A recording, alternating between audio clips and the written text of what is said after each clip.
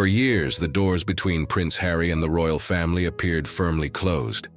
The interviews had been given, the accusations had been published, private conversations had become international headlines, and the relationship between two brothers who once walked side by side behind their mother's coffin had collapsed into silence.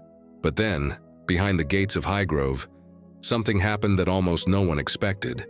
King Charles reportedly welcomed Prince Harry, Meghan Markle, and their two children into his private residence for a deeply personal family meeting. There were no television cameras, no ceremonial photographs, no carefully prepared palace statement explaining what had been discussed. Only silence, and within the royal family, silence is rarely meaningless. Because while the world focused on the emotional reunion between a grandfather and the grandchildren he had not seen for years, one major figure was noticeably missing: Prince William. The future king was not publicly reported to have attended the gathering, and that absence immediately raised an uncomfortable question. Did King Charles make a decision about Harry without first consulting the son who will one day inherit the crown? Because according to the most dramatic interpretation now circulating among royal observers, William may not have been prepared for how far his father was willing to go. And when he finally discovered what had taken place behind closed doors, the Prince of Wales may have realized that the balance of power inside the monarchy was beginning to shift. But the real shock may not have been that the meeting happened. It may have been what King Charles was allegedly prepared to discuss. To understand why this private gathering could have carried such enormous consequences, we have to return to the fracture that divided the House of Windsor. When Harry and Meghan stepped away from royal duties in 2020, the decision did far more than change where they lived. It shattered the carefully controlled image of royal unity. Harry was not simply a family member leaving Britain. He was the king's younger son, William's only brother, and one of the most recognizable figures in the monarchy. His departure created a wound that became deeper with every interview, documentary, and published revelation. Harry publicly described tensions with his father. He spoke about his difficult relationship with William. He discussed private disagreements, alleged physical confrontations, and moments that the palace would almost certainly have preferred to keep hidden. For William, the damage was believed to be especially personal. The brothers had shared experiences few people could understand. They had lost their mother in front of the entire world. They had grown up under relentless public scrutiny, and for years, they had presented themselves as partners who would modernize the monarchy together. But that partnership disappeared. William remained inside the institution. Harry challenged it from the outside, and as their father's reign began, the brothers seemed to be moving farther apart rather than closer together. Then came the king's health crisis. The announcement that Charles was undergoing cancer treatment changed the emotional atmosphere surrounding the family. Suddenly, time no longer appeared unlimited. Old disagreements remained, but every unresolved argument carried a heavier meaning. Harry made brief visits to Britain. There were reports of short meetings with his father, but a complete reconciliation still seemed distant. William, according to repeated public reporting over the years, remained deeply cautious. The concern was not only emotional, it was institutional. Could Harry be trusted with private family conversations? Would another reconciliation attempt eventually become material for a future interview? Could the monarchy allow someone to move between royal access and commercial independence without creating further controversy? These were not simple questions, and William, as the heir, could not think only like a brother. He had to think like a future king. That is why the gathering at Highgrove was so significant. This was not merely another brief meeting between Charles and Harry. Harry reportedly arrived with Meghan, Archie, and Lilibet. For Charles, this meant seeing grandchildren from whom he had been separated by distance, security disputes, and years of family conflict. Whatever tensions existed between the adults, Archie and Lilibet were innocent of them. They were his grandchildren. And the king, now in his late 70s and continuing to manage serious health concerns, may have decided that postponing such a reunion was no longer acceptable. But there was another complication. Prince William and Catherine's children, George, Charlotte and Louis represent the direct future of the monarchy. They have grown up surrounded by royal tradition and responsibility. Archie and Lilibet, meanwhile, have grown up thousands of miles away in California. A reunion between Charles and Harry's children was therefore more than a private family moment.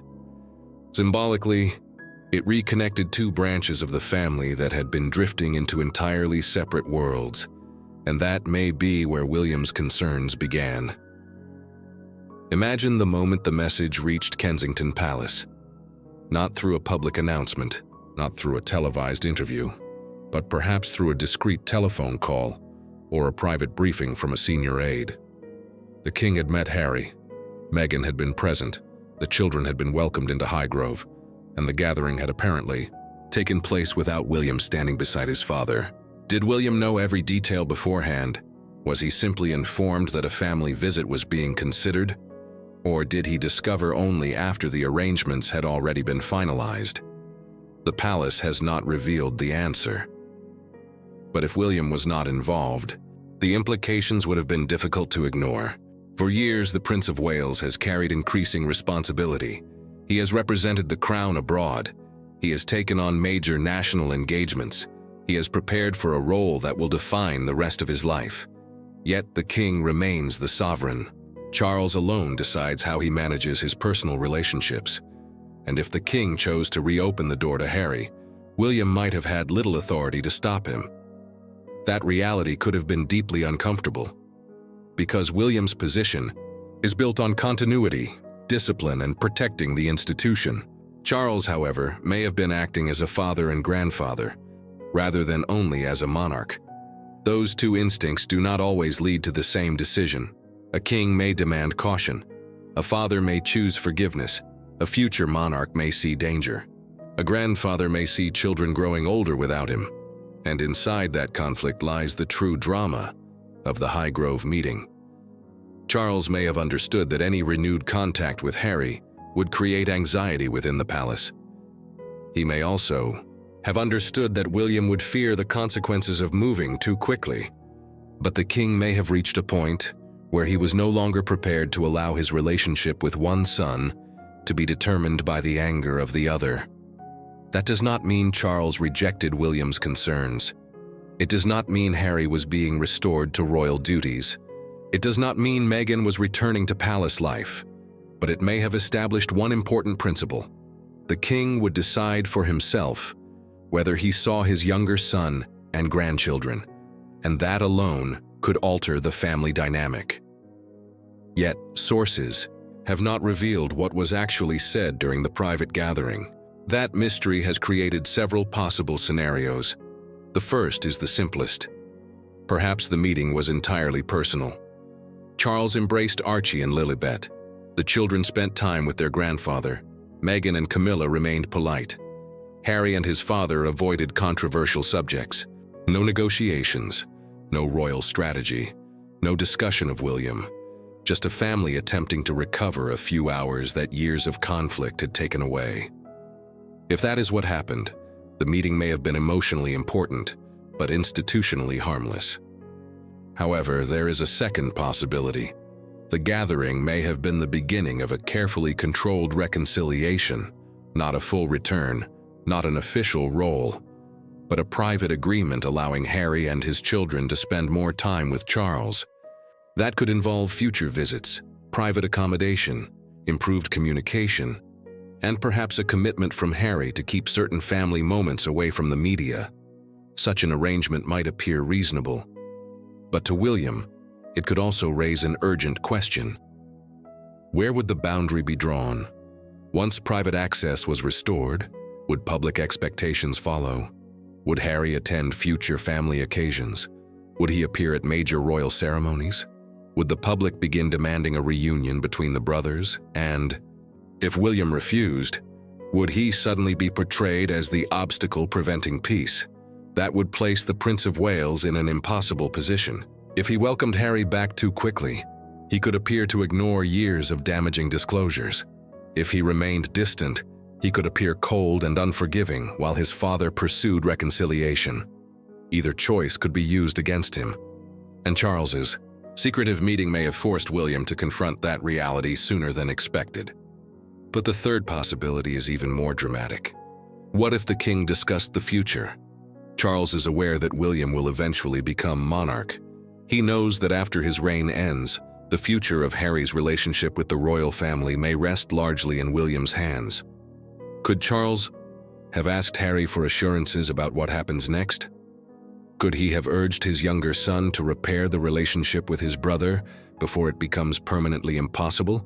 Or could the king have made a private promise to Archie and Lilibet that they would always have a place within the wider family, regardless of the dispute between their father and William? No evidence confirms such conversations, but those are precisely the questions created by the secrecy surrounding the meeting. And there is one possibility that would have been especially unsettling for William. What if Charles indicated that he wanted Harry present at a major future royal occasion, not as a working royal, not as a representative of the crown, but simply as his son? For Charles, this might be an act of personal reconciliation. For William, it could reopen every unresolved conflict at the worst possible moment. The brothers would have to share the same space. Their children might meet again. The palace would face intense media attention. Every gesture, glance, and seating arrangement would be analyzed, and William would have to choose between maintaining distance and appearing publicly divided. Perhaps that is why the meeting remained so private. Charles may have wanted one conversation untouched by cameras, commentators, and competing palace offices. But secrecy creates its own problems. When information is withheld, speculation fills the empty space, and speculation can become more powerful than the truth. Inside Kensington Palace, William's reaction may have been controlled. He is unlikely to respond impulsively in public. He understands how one sentence can dominate headlines for days. But privately, the news may have reopened years of frustration. William may have remembered the interviews, the documentary series, Harry's memoir, the allegations about royal briefings and family arguments. He may have remembered Catherine being drawn into public controversy. He may have remembered his own private conversations being described for a global audience. Trust, once broken at that level, cannot be restored by a single afternoon at Highgrove. And William may believe that his father's desire for family peace is exposing the monarchy to another cycle of disappointment. But there is another side to this story. Charles may see William's caution as understandable, but too rigid. The king spent decades waiting to inherit the throne. He understands better than anyone how royal responsibility can consume a person's private life. He also knows what prolonged family conflict can do to the monarchy. Charles lived through the public collapse of his own marriage to Diana. He witnessed the devastating consequences of royal disputes becoming entertainment. He saw how distance, resentment, and poor communication could damage not only individuals, but the institution itself. Perhaps he does not want the same pattern repeated by his sons. Perhaps the Highgrove meeting was not a rejection of William. Perhaps it was Charles attempting to prevent another generation from inheriting the same bitterness. Yet William could still see the situation differently. To him, reconciliation without accountability may not be reconciliation at all. He may believe that before the family can move forward, Harry must acknowledge the pain caused by revealing private information. Harry, in turn, may believe the monarchy has never accepted responsibility for the conditions that drove him away. Both brothers may feel betrayed, both may believe they are protecting their families, and both may be waiting for an apology the other is not prepared to give. That is what makes Charles' position so difficult. He cannot repair the relationship simply by issuing a royal command. He cannot order two adult sons to trust each other. He can create opportunities. He can open doors. He can encourage private conversations. But he cannot control what happens when William and Harry finally stand face to face. And that confrontation may now be closer than it has been in years. Because once Charles met Harry's entire family, the question was no longer whether contact was possible. It had happened. The barrier had been crossed. The younger Sussex children had entered the king's private home. Harry and Meghan had sat with Charles and Camilla. Whatever words were exchanged, the family had demonstrated that complete separation was not inevitable. For William, That could mean the next step may eventually involve him. Perhaps Charles will ask his sons to meet privately. Perhaps he will insist. There are no aides, no cameras, and no public statements. Perhaps he will tell them that the monarchy cannot continue carrying this division into the next reign. And perhaps William will be forced to decide whether protecting the crown requires continued distance or one final attempt at reconciliation. But there is an even larger issue hanging over every private conversation: Prince George. William's eldest son is growing older. One day, George will understand every detail of the conflict that divided his father and uncle. He will see the interviews. He will read the headlines. He will know that his cousins grew up away from him. Charles may fear that if nothing changes, the damage will extend into another generation. The Wales children and the Sussex children could become strangers. And once that happens, rebuilding the family may become almost impossible. The king may therefore see time as the enemy. Every year of silence makes reconciliation harder. Every birthday missed becomes another memory that cannot be recovered. Every major family occasion celebrated separately makes the division feel more permanent. Charles may have decided that waiting for perfect conditions was no longer an option. But if he acted without William's full support, he may have created a new tension while trying to resolve an old one. And that brings us to the question no palace statement has answered. What happened after the guests left Highgrove? Did Charles call William personally? Did father and son have a tense private conversation? Did William express concern about the meeting? Or had the Prince of Wales known all along and deliberately chosen to remain absent? The difference matters. If William approved the visit but stayed away, it could suggest cautious acceptance. If he was informed only after the decision was made, it could reveal a significant disagreement between the king and his heir. And if Charles now expects William to take the next step, the monarchy may be approaching its most emotionally charged family encounter in years. Publicly, everything may continue as normal. William will attend engagements. Charles will carry out constitutional duties. Harry will return to his life outside Britain. The palace will refuse to discuss private conversations. But beneath that calm surface, a decision may be forming. Charles has reopened one door. Will William allow it to remain open? Or will the future king quietly close it again? There is also the possibility that William's stunned reaction, if there was one, had nothing to do with anger.